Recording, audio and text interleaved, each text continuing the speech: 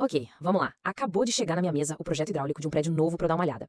Sabe, à primeira vista parece tudo certo, mas a experiência me ensinou uma coisa. É nos pequenos detalhes que a gente separa um projeto bom de uma futura dor de cabeça. E quando o assunto é água fria, é aqui que o jogo é ganha ou perdido. O que tá em jogo aqui é muito mais do que só canos e conexões. Eu já vi um errinho de cálculo, um diâmetro errado comprometer um sistema inteiro. O que era pra ser um empreendimento novinho em folha virou um pesadelo, sabe? Cheio de vazamento, reclamação de morador, um caos. É por isso que a primeira coisa que eu faço é uma varredura geral procurando os erros clássicos. Aquelas falhas de dimensionamento que, olha, custam uma fortuna e podem literalmente afundar um projeto antes mesmo dele começar a operar de verdade. E o sintoma mais óbvio, aquele que todo mundo já sentiu na pele, é a frustração da falta de pressão.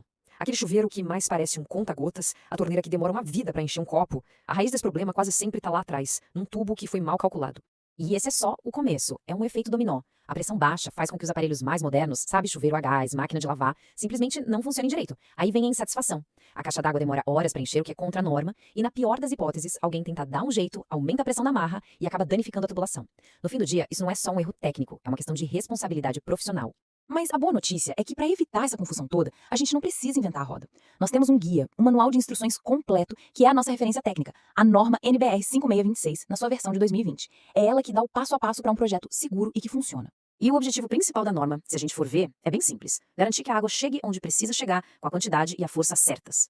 Parece fácil falando assim, né? Mas a execução, essa precisa ser precisa, quase cirúrgica. E para chegar nessa precisão, a norma exige que a gente calcule 4 coisinhas para cada trecho de cano. A vazão, que é quanta água está passando, a velocidade, para não ser nem lenta demais, nem rápida a ponto de estragar o tubo, a perda de carga, que é basicamente a energia que a água perde no caminho. E claro, a pressão, é a física pura trabalhando para garantir o conforto de quem vai usar. Certo. Mas aí vem a pergunta: como a gente transforma o uso de um chuveiro ou de uma torneira num número que a gente possa usar no cálculo? É aí que entra o método mais famoso e utilizado aqui no Brasil, o método do consumo máximo provável, ou, como todo mundo conhece, o método dos pesos. O processo todo é bem lógico, dá para dividir em 3 passos bem simples. Primeiro, a gente lista cada aparelho e dá um peso para ele. Segundo, a gente soma os pesos de todas as peças daquele trecho. E terceiro, a gente usa essa soma para descobrir qual é a vazão de projeto. Moleza, né? Vamos pro primeiro passo. A norma já nos dá essa tabela prontinha, olha só. Cada aparelho tem um peso.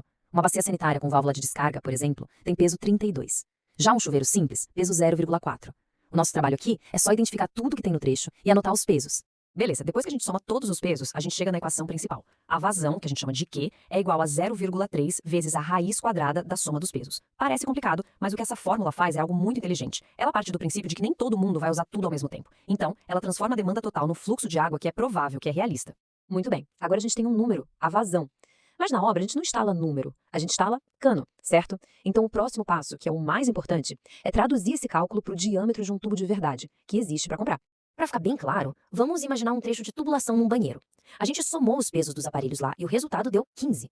Com esse número 15 na mão, a gente vai para uma tabela mais simples, como essa. A gente procura onde o 15 se encaixa, tá aqui ó, entre 3,5 e 18, e a tabela já diz pra gente na lata qual o diâmetro que a gente precisa, 32 milímetros. Rápido, direto, sem complicação. E no final, sabe, essa análise toda me faz pensar, qualquer engenharia consegue fazer a água chegar na torneira. Mas é a boa engenharia, aquela que vai no detalhe, que segue a norma, que se preocupa. Essa é a que define como a água chega, com a pressão certa, com a vazão ideal, com a segurança que quem vai morar ali merece. E a pergunta que fica é, qual das duas engenharias a gente está colocando nos nossos projetos?